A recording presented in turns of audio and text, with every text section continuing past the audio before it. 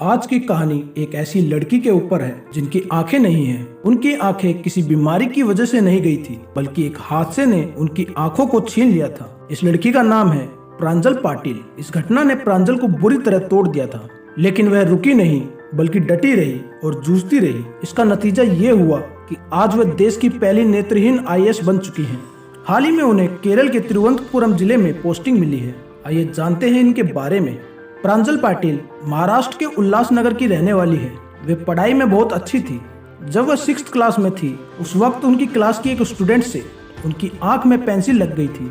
इससे उनकी एक आंख की रोशनी चली गई थी। इसके बाद अगले साल ही उनकी दूसरी आंख की रोशनी भी चली गई।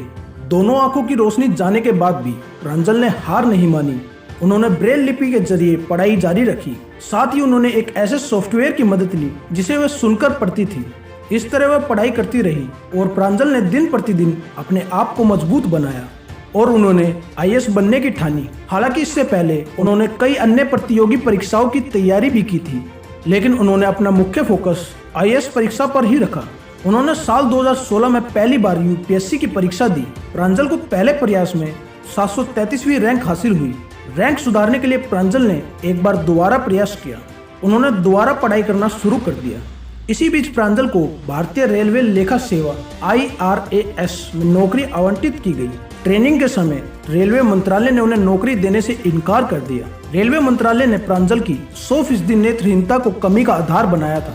इसके बाद 2017 में प्रांजल ने एक बार फिर से UPSC की परीक्षा दी। इस बार उनकी मेहनत रंग लाई। परीक्षा में 124वीं रैंक हासिल कर प्रांजल भारत की पहली नेत्रहीन उप कलेक्टर बन गई। प्रांजल कहती है कि मेरे लिए मेरा पेपर लिखने वाला एक भरोसेमंद लेखक ढूंढना भी किसी चुनौती से कम नहीं था। सिविल परीक्षा के उम्मीदवारों के लिए प्रांजल ने कहा कि सभी को खुद पर विश्वास रखना चाहिए। उन्होंने कहा कि किसी चुनौती का सामना करने के बाद ही अच्छे परिणाम मिलते हैं, इसीलिए किसी भी तरह की चुनौती से घबराना नहीं चाहिए। प्रांजल ने कहा कि सफलता मिलने में समय लग सकता है, लेकिन हमें इस बीच हार नहीं माननी चाहिए। धैर्य रखना ही सबसे बड़ी परीक्षा है।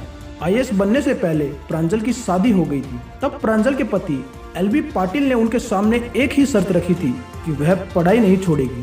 प्रांजल का कहना है कि उनकी कामयाबी के पीछे उनके माता पिता के अलावा उनके पति का भी बहुत बड़ा योगदान है, जिन्होंने हर कदम पर उनका सहयोग किया है। अगर आपको वीडियो पसंद आई हो तो लाइक और कमेंट करके जरूर बताएं। ऐसी ही वीडियो को देखने के लिए हमारे चैनल को सब्सक्राइब करें।